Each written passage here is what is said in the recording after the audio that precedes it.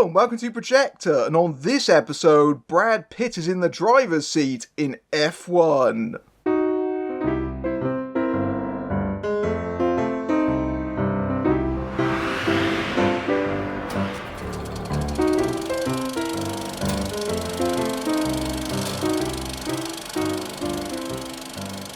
Sonny Hayes, played by Brad Pitt, who continues to race despite a terrible F1 crash decades ago, is asked by his friend and former teammate Ruben Cervantes, played by Javier Bardem, to join his team Apex GP. Sonny is asked to mentor talented rookie Joshua Pierce, played by Damson Idris, and help turn around the fortunes of a team that has never won a race, which are so dire that Ruben risks being ousted by the board. Okay, full disclosure, I'm reviewing this in the midst of a 30-degree heat wave, so if I'm sweating or it looks like I've just sprayed myself with some facial mist, then the answer is yes. Missed me.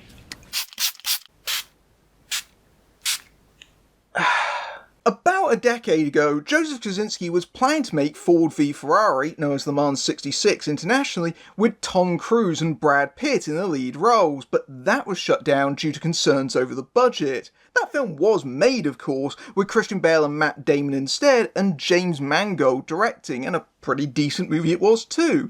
But you can see echoes of that abandoned version of the project in the films that Kosinski has made since. Instead, Kosinski went on to make Top Gun Maverick with Cruise, one of the most acclaimed action films in recent memory, thanks in no small part to the fact that they got the actors up in the fighter jets and they invented special Sony Venice cameras that could fit inside the cockpit. That gave Maverick something that really hadn't been seen before, the closest sense to being inside one of those jets while still being on the ground, especially if you saw it in the 4DX version. Now Kosinski has gone back to racing with F1, this time with Pitt in the lead role. It probably shouldn't have been a surprise then that Tom Cruise showed up at the film's London premiere to complete the spiritual reunion. And F1's opening sequence where Pitt's Sonny Hayes competes in the Daytona 500 almost feels like a tiny glimpse of what his version of Ford v Ferrari might have looked like, focusing on the visceral thrill of being behind the wheel at top speed as fireworks blast overhead. This all sets up Hayes as being an exceptional driver who regains his team the lead after they've slipped down the board to 7th. There's also another Cruise connection in that the Daytona team is headed up briefly by Shea Wiggum, who just appeared in the last two Mission Impossible films and is out of this film before his name even appears in the opening credits. And this is to Maverick what Days of Thunder is to Top Gun. Both films share that need for speed and try to translate that to screen, but also the fact that it shares many similarities and recurring creatives that almost serves as something of a spiritual sequel. Aaron Kruger, who co-wrote Maverick, has solo screenwriter duties here, and Hans Zimmer is doing the score. And of course, Jerry Bruckheimer is also a producer on this, so that takes us completely full circle to Days of Thunder as well. And that comparison to Thunder is a pretty apt one as well, I feel, as that is considered to be inferior to Top Gun, and likewise F1 doesn't reach the heights of Maverick. Pun completely intended, but it's a pretty entertaining macho melodrama. Maybe the reason this isn't quite as exhilarating as Maverick is that it doesn't have the same novelty. We've had quite a few racing movies over the years, even some set in the world of Formula 1. Rush, about the Hunt Lauda feud, is a phenomenal movie, so really the difference here is the level of access that has been afforded to the filmmakers, especially by the notoriously secretive teams. That's in large part because of the fact that Lewis Hamilton is a producer on the movie, and they've got the involvement of the governing body, the FIA, on the film as well. Even the way it's been marketed as F1 the movie, registered trademark, lets you know this is all very official. That tight security has been a big reason why we haven't seen that many movies set in Formula 1. Stallone tried to do it in the 90s, they said no, so he went with Kart instead and made the disastrous Driven. I think they might have made the right decision in hindsight. But even then, this isn't completely unprecedented, as back in 1966, John Frankenheimer made Grand Prix, which was very much the equivalent of this film for that era, in that they got a huge amount of access to the teams and tracks, as well as filled with cameos from all the major drivers of the time. Even that film's star, James Garner, became so proficient behind the wheel that he impressed the actual drivers. And the film itself still holds up fairly well. I saw it a few years ago, and it serves a somewhat romantic snapshot of that era, but also how dangerous and deadly that time was as well. F1 also serves as a snapshot for the current era, and I suspect it'll only go on to be more so as the years pass, but one that shows the slick, very corporate and commercial world that it's grown to become, where the danger is still there, but it's more of a calculated risk. And commercial is certainly the right word, as there's hardly a frame in this where you don't see branding or product placement, most prominently from Shark Ninja air fryers,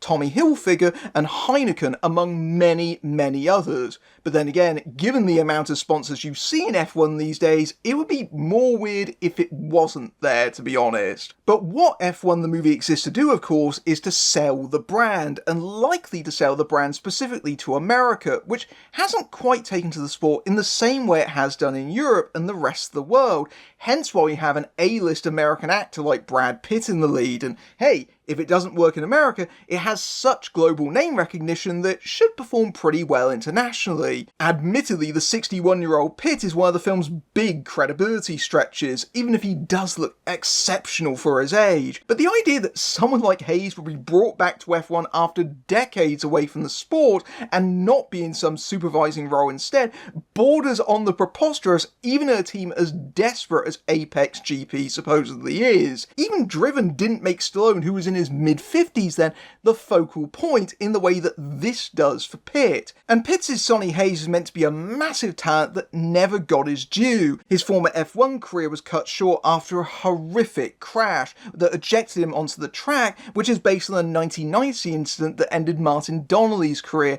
and does actually use some real footage from that crash, but with a de-aged Pitt in his place. The resulting injuries, hinted at by a large scar down his back, threw Sonny off course, but that lust for racing has never left him, and he's been living out of his van, going from race to race, looking for a challenge. That's what drives him, and it's implied that his life away from the track, doing what he does best, is a disaster area of broken marriages, a gambling addiction, and even a stint as a cabbie. When he's asked if he has some regrets, he answers, yes, which might actually be the most autobiographical moments in the film for Pitt, given his own personal life recently. And going back to F1 and trying to vanquish those bad memories is an irresistible challenge for Sonny. He's a wild card, you see, he's always trying to gamble the odds, hence why he's usually faffing around with a pack of cards that he has as a good luck charm. But while Sonny projects this independent spirit and can seem unpredictable and reckless in his behaviour, we'll get back to that, he's actually a team player. There's a method to his madness even when he's pulling Plan C, which supposedly means combat, but could just as easily mean chaos. And this setup where he's asked to mentor a young rookie is very much reminiscent of what happens in Maverick, where he's asked to oversee these hotshots for a mission that only someone like him could pull off. But it doesn't quite work in the same way here, as this obviously isn't a long gestating sequel, and it doesn't find the unexpected dramatic weight that brought to the table in Maverick. Nor does it tempt the meta-commentary on Brad Pitt in the same way that that movie did for Tom Cruise. Everyone talks about Cruise being the last movie star, but I've never really agreed with that, especially given that Pitt's been a big name draw almost as long as he has. But it's undeniable that F1 rides a lot on Pitt's rugged charisma, making a compelling argument for double denim, even pausing to have a moment where someone comments on just how handsome he is. And Pitt is a good actor, he's proven that many times in the past, but he's mostly in movie star mode here because that's what the role demands of him, just like someone like Steve McQueen before him. He needs to be masculine and iconic to keep things compelling between the races and not get smoked off the screen when the cars are there. Likewise, the dynamic between Hayes and Damson Pierce is also reminiscent of that between Maverick and Rooster, that kind of combativeness that eventually thaws into a level of respect. But Pierce is also a very different character to Rooster. He's got a lot of potential, but he's distracted by the noise. He's very image conscious and constantly worrying about how he's being portrayed on social media, not helped by his manager Cashman, played by Samson Kao, who keeps fueling Pierce's anger towards Sonny. And yeah, if I was a cocky 20-something and I had a 60-year-old brought in as my teammate and was stealing my thunder, I think I might be a bit resentful too. And Damson Idris, a rising star himself after things like Snowfall, brings his own charisma to the table, and a likeable side to the character, especially his close bond with his mother, Bernadette, played by Sarah Niles, who is very protective of her son, but also keeps his ego in check. But you can also feel at points that Pierce's characterisation is influenced by Lewis Hamilton, where he could be a stand-in for his younger days, where he took F1 by storm. That makes it especially amusing when Hamilton himself shows up towards the end in the last race in Abu Dhabi, without any dialogue I should stress, and dukes it out with Pierce as the film's final boss. So you've effectively got Hamilton versus Hamilton. I'd like to remind you, he's the producer. And like Grand Prix before, F1 is a big ensemble movie with a lot of different characters and subplots which do add a lot of bloat to the 2.5 hour running time. Kerry Condon does some good work as technical director Kate, but I think her performance massages the fact that it isn't actually a great role as written on the page. They make a big deal about the fact that she's a woman in this very male-dominated sport, and by extension this male-dominated movie, but she also serves as Pitt's love interest. So you get all this kind of rom-com-y stuff where Kate's saying, oh, I'm the technical director, I'm a professional, and I don't get into relationships with co-workers. But of course that Brad Pitt smile just whittles down her defences, and soon they're making out faster than you can say, box, box, box! I personally think that kind of writing is really outdated, and maybe a more subtle romantic tension would have worked better. Elsewhere, Javier Bardem brings some much-needed charisma and some very sharp-looking suits to the corporate side of things, which means he has to serve as Sonny's conscience when he gets out of line, but also deal with the board, as represented by Tobias Menzies, who gets to go almost comedy-level smarmy towards the end. Killing Eve's Kim Bodnia also turns up as team principal Casper, most of it in a state of exasperation as he gets pissed off at Sonny constantly disobeying his orders. But of course the big central attraction is the race sequences, especially since they're using a modified version of the technology developed for Maverick to fit the cameras inside the cars, and seeing Pitt and Idris driving alongside the real drivers. The cameras have this very wide angle look so they can fit everything in the frame, and I bet it looks especially spectacular in IMAX, where the whole film is opened up on the top and bottom.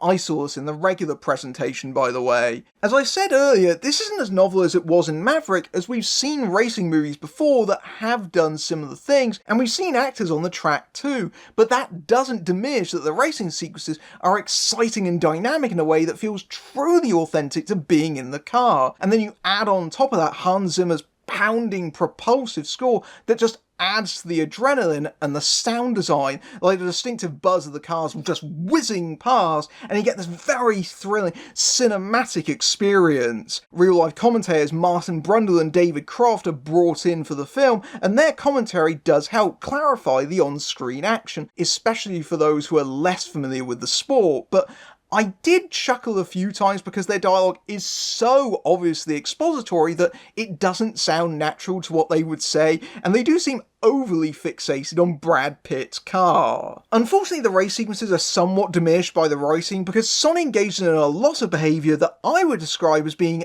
cowboy bullshit. Stuff like deliberately starting late on the warm-up lap so that his tyres will be warmer for the start, or his preposterous shenanigans of the Hungarian Grand Prix where he intentionally makes the safety car come out 3 times. That's not tactics, that's just straight up cheating. And while this stuff is amusing, it did pull me out of the movie because there is absolutely no way in hell this kind of erratic and disruptive behaviour would be tolerated without incurring a load of penalties and fines in the process, especially when manipulation is so blatant that the commentary team is pointing it out. They have a couple of lines that actually address this very briefly, but just kind of skirts around it, and it's so much more distracting because the film is trying to be accurate, so the silly sensationalism sticks out, especially when you're familiar with Formula 1. I mean, if you've seen a race, you know they've got enough drama that they don't need this OTT silliness. F1 isn't a brilliant film, but it is an enjoyable one. The plot isn't going to surprise anyone, it goes down a very familiar track,